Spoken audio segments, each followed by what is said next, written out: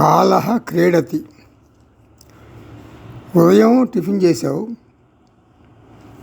అనుకోకుండా lunch time అయింది, lunch చేసావు. సాయంకాలం వచ్చింది, పలహారం చేసావు. రాత్రి వచ్చింది, డిన్నర్ చేసావు. రాత్రి అయిపోయింది. ఇలా అనుకోకుండా ఒక రోజు గడిచిపోతుంది. రోజుకు 12 గంటలు కష్టపడి పనిచేసావు.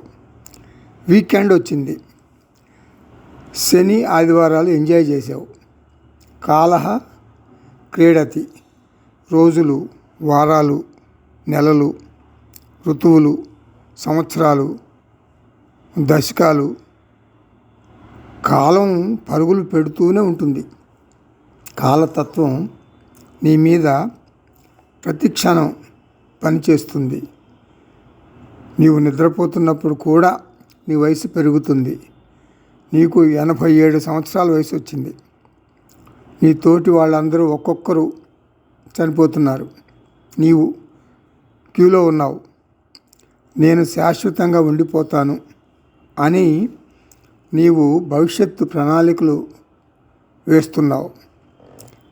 ఆధ్యాత్మికతను వాయిదా వేయవద్దు అంటుంది శాస్త్రం.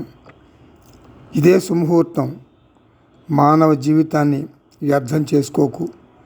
మరణం సమీపిస్తున్నా చాలామందికి శాస్త్రం మీద ఆసక్తి ఉండదు. అది వారి ప్రారంధం. వారిని ఎవ్వరూ మార్చలేరు.